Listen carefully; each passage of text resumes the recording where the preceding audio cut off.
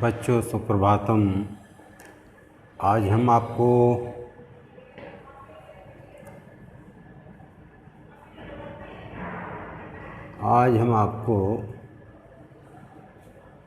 कक्षा नवम विषय संस्कृत पाठ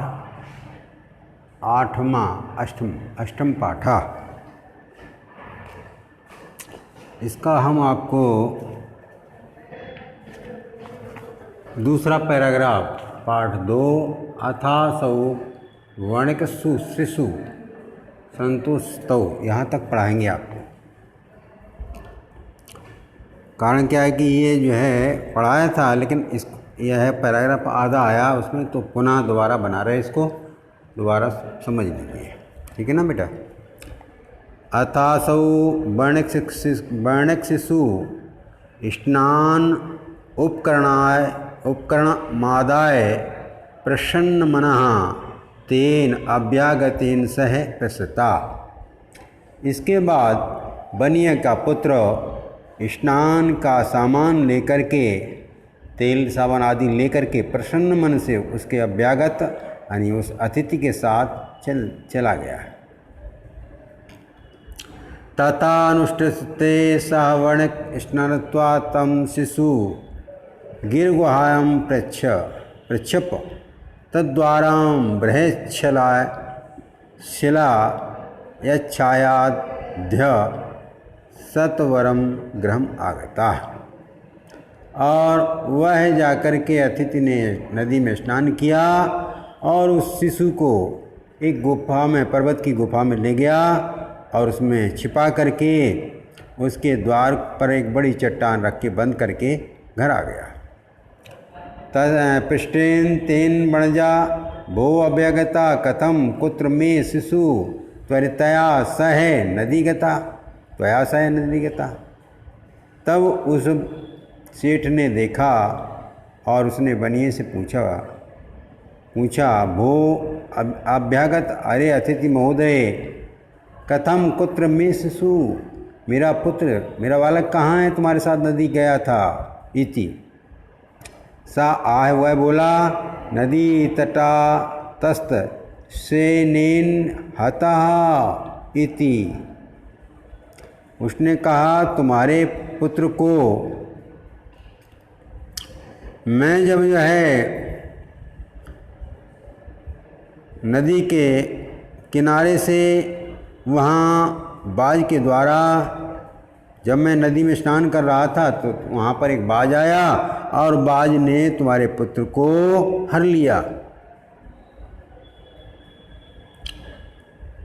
मिथ्यावादनम श्रेष्ठ या है। सेठ बोला तुम झूठ बोलते हो। किम क्वाचित बाज सेन बालम हर तुम शक्नोति, क्या बाज एक मेरे बालक को उठा ले सकती है? नहीं, तुम झूठ बोलते हो। तत् समर्पय में सुतम अन्यथा राजकुले निवेदस्यामि इति। इसलिए तुम मेरे पुत्र को मुझे सौंप दो, नहीं तो मैं राज दरबार में तुम्हारे ऊपर मुकदमा करूँगा। सा आहे भो सत्यवादनम, वह बोला मैं सत्य कहता हूँ। यथा सैनिन बालम नयति न नयति, जैसे बाज बालक को नहीं ले जा सकती है, तथा मन वैसे ही चूहा, मुस्क मन चूहा, अपि लोहे घटकाम तुला न भक्षति, वैसे ही चूहा भी लोहे के तराजू को नहीं खा सकता है। तदर्थम में तुलाम यदि दारिकेण प्रयोजनम, यदि पुत्र से संबंध रखना चाहते हो तो मेरी तराजू मुझे लौटा दो। एवं विध मानो तो द्वावपि राजकुलम गतौ। इस प्रकार से दोनों झगड़ते हुए राज दरबार में पहुँचे। तत्र श्रेष्ठी तार स्वर्णेन प्रवाच, वहाँ सेठ बड़े जोर जोर से बोलने लगा, चिल्ला करके बोलने लगा, भो अब्रहम, अरे यह झूठ है, यह झूठ है। मम शिशु रचनेन चौरा अपहृता इति, इसने निश्चित ही मेरे पुत्र को किसी चोर से अपहरण करा दिया है। तथा धर्मद कारणम स्तो ऊच। इसके बाद राजा बोला, भो समर्पताम शिष्ट सुतः, अरे तुम जो है राजा के सेठ के पुत्र को इसे सौंप दो। साहा आय किम करोमी, वह बोला मैं क्या करूं। पश्चिते में नदी तटक्षय सैन अपहृत शिशु, मैं जब नदी में नहा रहा था मैंने देखा कि एक बाज आया और बाज ने इसके बालक को हर लिया। तक्षुत्वा ते प्रोच माना सत्यम अवितम भवता किम सैनेन शिशु हरतम समर्थो भवति।